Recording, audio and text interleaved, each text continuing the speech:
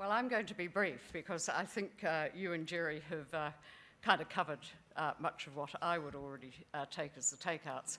But I think for me, just in general, a maturing of the way the relationship is framed. And I thought that from the Prime Minister, who'd walked back some positions over the space of NATO speech, Lowy speech, and again today. And I thought it was a very carefully constructed messaging, and like also the ambassador, some subliminal messaging as well that wasn't actually quite direct, but made the point when you thought about it, about the points also about, in effect, don't put it at risk, the relationship. There has been an immense investment from both sides, and there certainly has when you go back.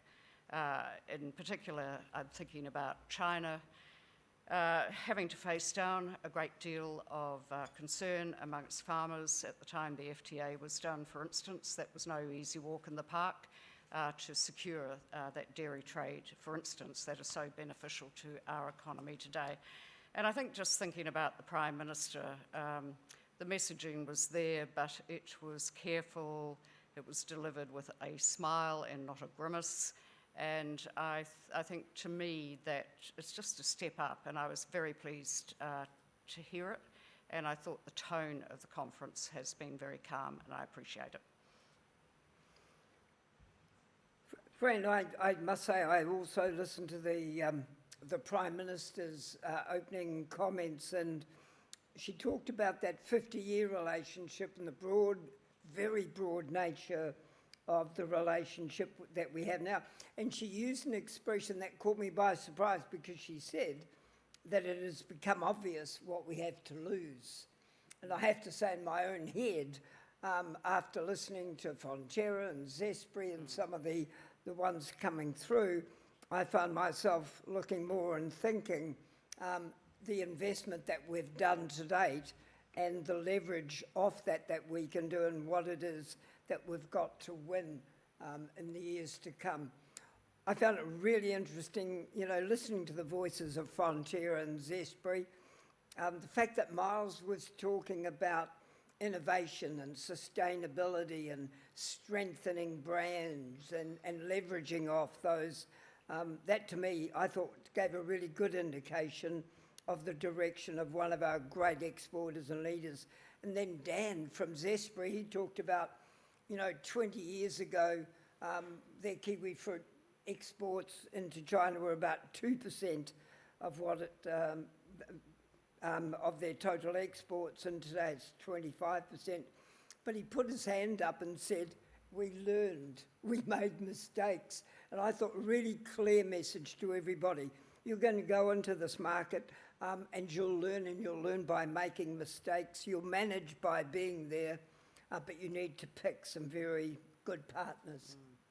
I think also, to me, Raymond Young and also Andy Brown. I mean, two stars out there, Olympian in their views, the big picture. They've both worked at the top of their game. Having an outside-in view is actually quite refreshing.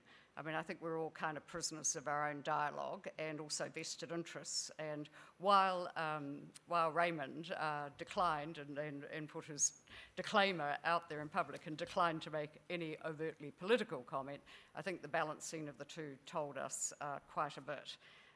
And also, obviously pressures on the economy, but however, that growth trajectory, which also the ambassador spoke about as well, that 800 million or so people who would move into the middle class over time. Again, in the context of thinking about Fonterra's comments and other comments, it seems to me that it is a no-brainer but to go for it. And in my ever sort of positive mind, I looked at, again, Fonterra's observations, the fact that China consumers value the New Zealand brand. And that's not just Fonterra's work over 50 years, that's a long-term investment by many of our larger exporters. I think the point that came through, that the demand for dairy products growing by 2% a year, which meant that a New Zealand supply is being developed each year, and that sends some wonderfully clear messages in respect of opportunity. The one other point that I've written here that I have to say, I probably shouldn't, but I listened to Ray Smith from MPI today, and I have to say I've heard him speak before, and he talked of MPI and the great relationship that they have on the ground in China. And that's important to us. It's important to every exporter in this room. And as he said, what they have done is they've developed trust between China and New Zealand agencies. And I found myself thinking, if Ray is the face of government agencies, give me more like him. I was interested in the preparations for foot and mouth as well, I might say, and have rethought my holiday in Bali as a result. And also now I know why I had to wait for so long in the so-called main drag the other day instead of having the fast queue at the airport. So I did not appreciate that before. So there's things you learn along the way that are quite intriguing.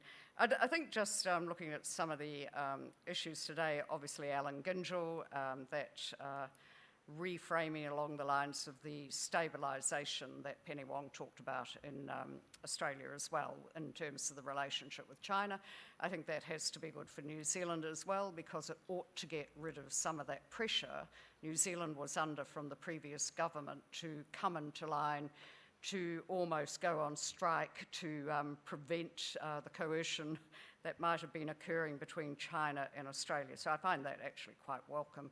And it was very adult to hear those views, and it was interesting to watch the nodding of heads up here. Just briefly, just another couple of pointers. The on the ground in Shanghai, gosh, those people are brave. You know, it's damn hard, and I'm sure we've all got friends in Shanghai, and having to manage a family cooped up in a little apartment, wondering what your food delivery will be, let alone running your business, is actually quite difficult. And so I salute the courage of those people who spoke to us. Fran, I certainly found myself, and look, I agree, you know, brave, courageous.